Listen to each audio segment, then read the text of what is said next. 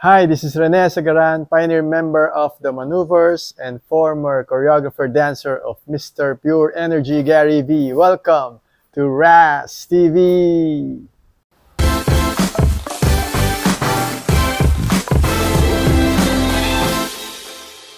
Okay mga ka-18, grabe, sobra na talaga ang SB19, no?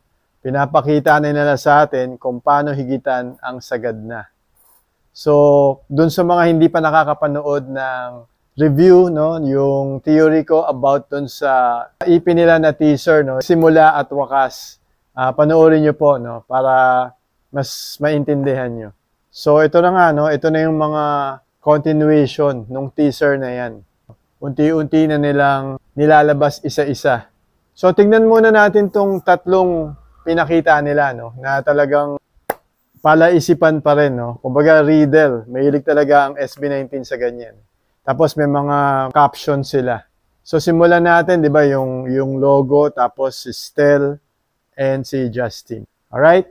So, wag na nating patagalin. Let's go! So, guys, yan yung logo ng simula at wakas. Ang caption yan ay, magbubukas ang mundo sa oras na mapagtanto na ang bawat wakas ay may panibagong simula. So, pag titingnan nyo, nasa taas yung logo ng SB19. Diba? Tapos sa baba, nandyan yung logo ng 18. Yung itsura niya is parang compass, parang map-like patterns. May nakasulat nga, diba, doon sa S, A, and W. Sarili ko lang, pwede rin nating bigyan ng meaning yung so. Yung S stands for SB19. Kasi nando sa taas yung logo. Yung A, 18 sa baba, di ba? Tapos yung W, world. Posible ding symbolizing a journey or exploration. Yung compass at the bottom suggests direction, while the intricate shapes may represent different lands. Like yung mga lugar na hindi pa nila napupuntahan. Be ready for grand adventure, mga ka-18. Yung unang nag-post sa Facebook page ng Mahalima is si Stel, di ba? Yung picture niya, tatlo yon. Kung titignan mo, yung costume niya, napakaganda. And yung hairstyle, sobrang bagay sa kanya, no? Lalong gumapo si Stel. Tapos, merong itong isang picture na nakaupo. Siyempre, mukha siyang hari dyan, no? Kasi nga, P-Pop Kings.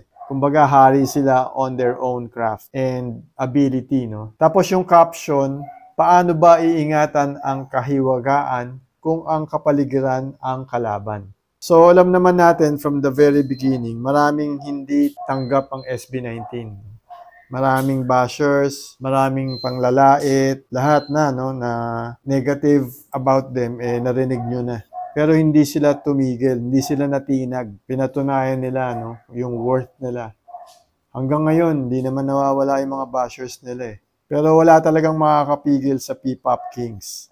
Kahit sino pa yan. And what's more important is nandyan ang 18 para sa SB19. Talagang ipaglalaban yan hanggang dulo. Sobrang iniingatan ng 18 ang kanilang ginto, no? Which is ang Mahalima. In the same way, mahal na mahal din ng SB19 ang 18. Sabi nga nila, walang SB19 kung walang 18. So, ang next na nag-post sa Facebook page nila is si Justin. Ang caption, paano pangalagaan ang hirayang gantimpala? Oh, napakalalim. So, alamin natin yung meaning ng hiraya.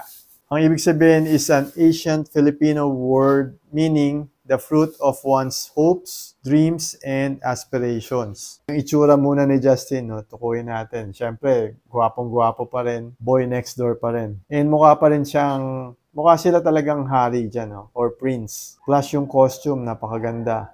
Iba na naman yung dating. Kumbaga, hindi pa natin nakikita. So, from the very beginning, grabe na yung determination nila. Kahit nung nagsisimula pa lang sila. Yung discipline, dedication nila, yung passion, perseverance, nasa kanila na lahat yan. And alam na nila kung ano yung goal nila. Alright guys, no? Talagang nakaka-excite na. So, bago lumabas yung first single nila, talagang excited na lahat ng 18, no? I'm sure. And lahat ng magiging followers pa ng SB19.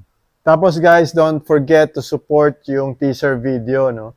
Panoorin pa rin natin para talagang umabot ng 1,000,000 views. Siyempre, pinaghirapan nila yan, eh. Alright? So don't forget to subscribe, like, and share. Hope to see you on my next video. God bless you all. Peace.